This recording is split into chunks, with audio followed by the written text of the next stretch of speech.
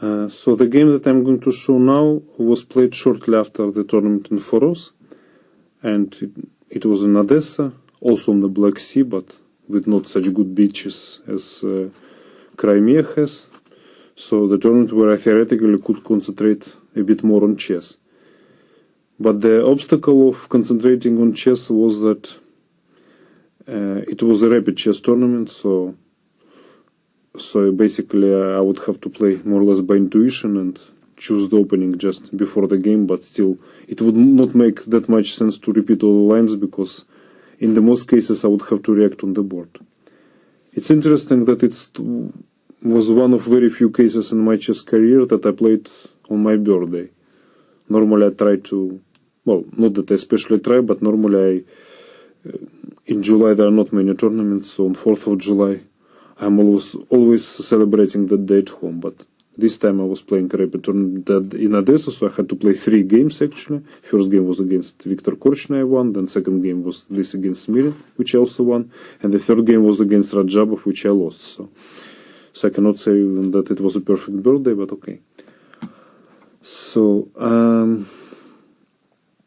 I decided once again to play this opening just because nobody demonstrated any refutation so far. But here Smirin played one move which is really very interesting, and it needs some precise reaction, which I failed to show in this game. Instead of going for the pawn with AB, Queen D3 or Knight A3, he actually played the move which seems totally illogical, and it's A5. So, okay, one thing you can see quite clear is that black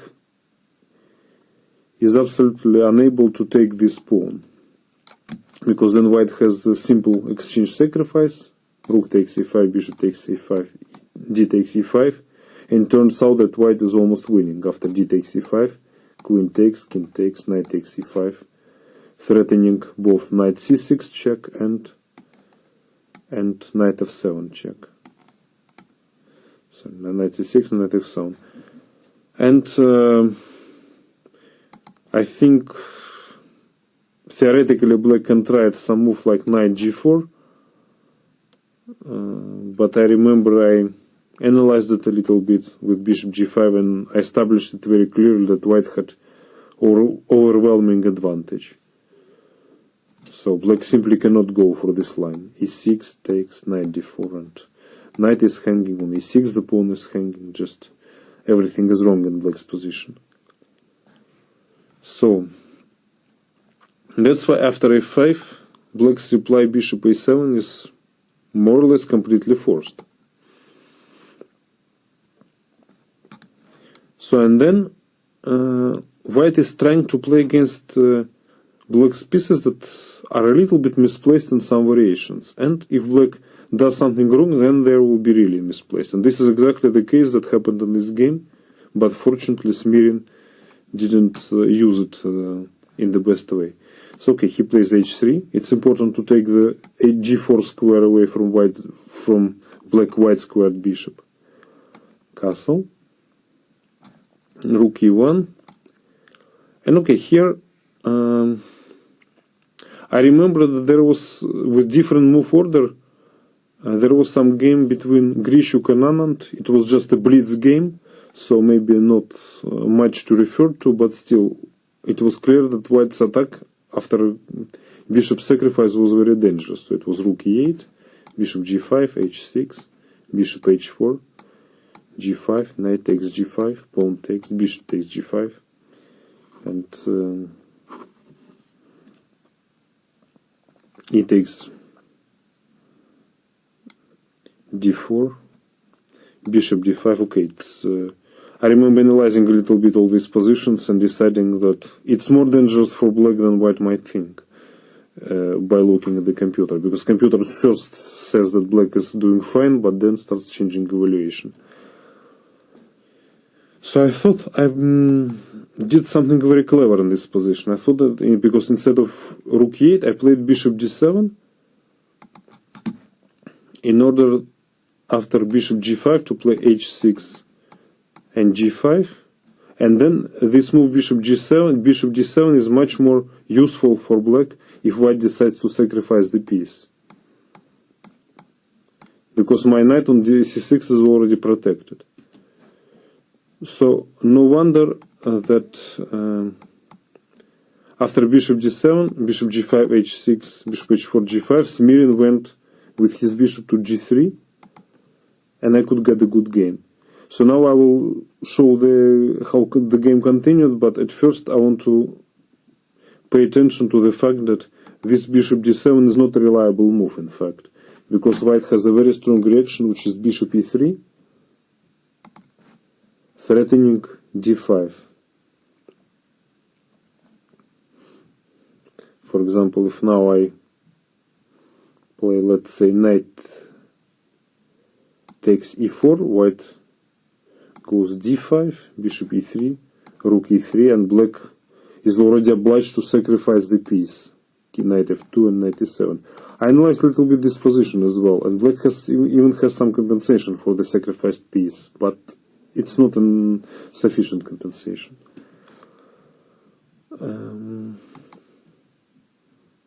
So basically, instead of bishop d7, the move that I found during the game, okay, for a rapid chess game, I think it's not a good idea to criticize this move too much, because it's just okay. After all, it's just one move.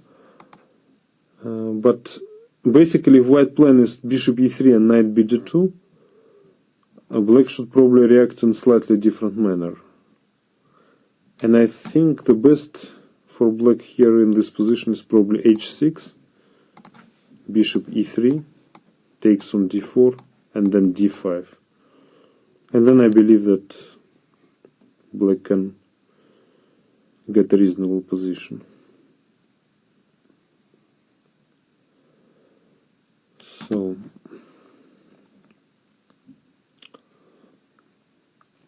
but okay, as I said, I played this bishop d7, which was a mistake, but Smirin didn't use the mistake. He played bishop g5. And after he played bishop g3, I could more or less do what I wanted. I played rook e8, and now all I have to do is to be sure that white doesn't create too much attack on the king side. So after d takes e5, I played knight takes e5 because I'm already preparing my counterplay on the queen side, which came just in time in this game. Knight takes. So white played knight g2, c5, knight f3, attacking the pawn on e5, but as I said, my counterplay comes just in time, so I played c4, bishop c2, queen c7, defending the e4 pawn. Now Smirin thought that he has a nice trick with knight d4, using the pin on the diagonal, and that his queen can come to f3.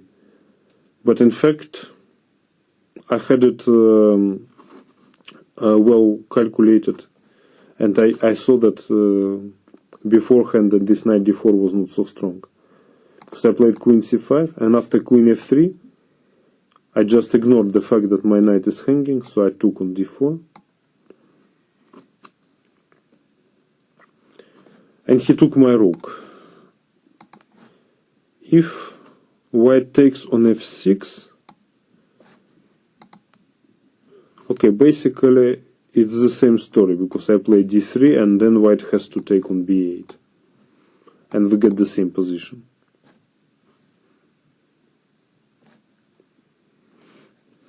So bishop b8, queen f6, d3, bishop d1.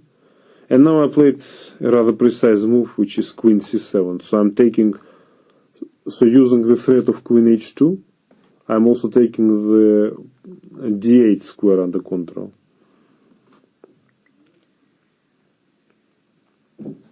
So he played e5, and now I just play rook e6. So now we can see that although I only have a bishop against the rook, but with my pawn on d3 and with all this pawn chain, I'm at least not worse, probably better. Queen f3, but here I wanted too much from the position and probably made a mistake. I could just get a better game by... No, sorry, he played queen f5. Here, yeah, I wanted too much from the position and I played d2. If instead of queen f5 he played queen f3, then after rook takes e5, black is simply winning. So I played d2 because I thought this was winning by force. But in fact I should have played this position with the pawn on d3, just going for the same game. Rook e5, queen e5, queen e5. And now thanks to the threat of b4, black is clearly better. But I thought I could just get a better version of this. I played d2 first, rook e2, rook e5, queen e5, queen e5. And now I thought I'm just winning due to the threat of b4. But unfortunately I missed that now with my pawn on d2, white has bishop e2 move. So after b4, bishop takes c4, takes, rook b1. Of course I can make a draw in any way I want, but it's not clear whether I'm really better or not. Okay, I wanted to win this game quite badly, especially after my mistake d2. So the game continued in a rather funny way. I will show the game, but I will not make many comments because I don't know who was better and why. So I played bishop f5, rook b8 check, king g7, rook d8.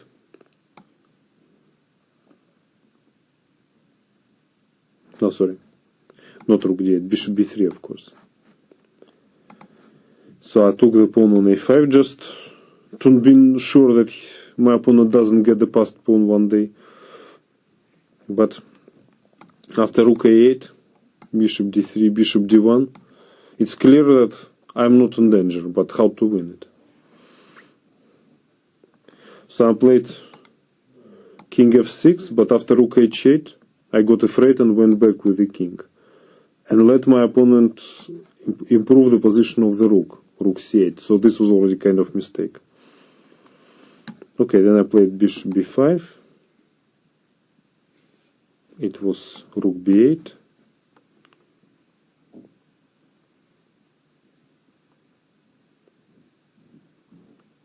No, sorry, I played first bishop b4 with the idea of a5, of course. But then the problem was he played rook d8, bishop e5, and now rook b8, and I cannot play a5 so easily. So I'm trying to activate my king now. King f6, rook b6, king e5, rook takes h6. And now I'm playing king d4, so I'm just trying to enter with my king. And finally I even got it. So rook f6, I played king c3, rook f7, king b2, c7. So I don't know, this position should be better for black, but still I have some doubts. Anyway, we were playing in our last minute and we both had 5 seconds increment per move, but it was not enough to calculate. So basically the moves were made just by intuition. So it was rook c5, bishop d3, rook takes g5, and now I played a5. Yeah, it's important to try to get the queen, because to get his bishop I can play bishop c2, but after bishop e2 probably the best I have is to queen on d1, but then he starts pushing his pawn h4, and okay, these were one of the lines that I couldn't really calculate, but it's clear that winning his bishop doesn't change anything. The only thing I can really do is to try to push my pawn to the queen, so that's why I started immediately with my pawn a5.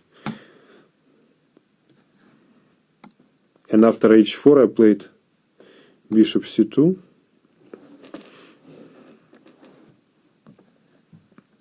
so he played rook b5 check, king c1, bishop f3 and a4.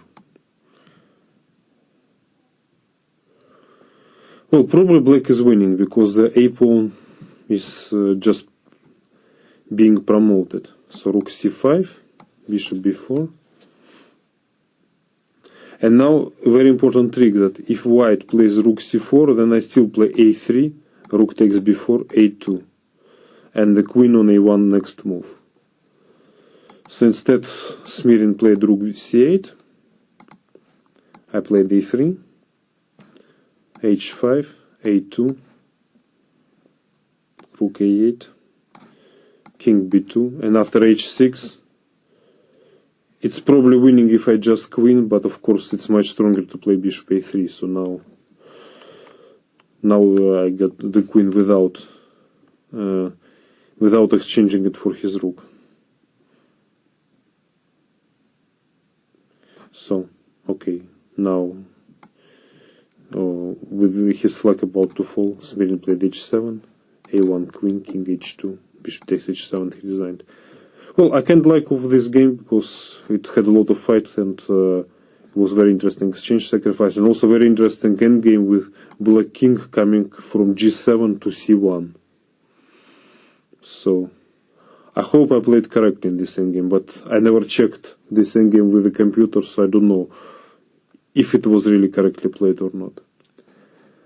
But okay, we should come back to the opening a little bit. As I said, a5 is definitely an interesting move, and my move bishop d7, although it's also interesting, but probably wouldn't equalize completely if Smirin found this bishop e3 and then going for knight bd2.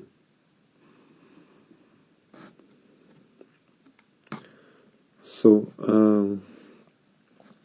let's say a5 is another interesting possibility, and there is one more interesting possibility for white to challenge this system, and it was recently played by David Navar against me in the tournament in Karlsbad, in Karlovy Vary, sorry.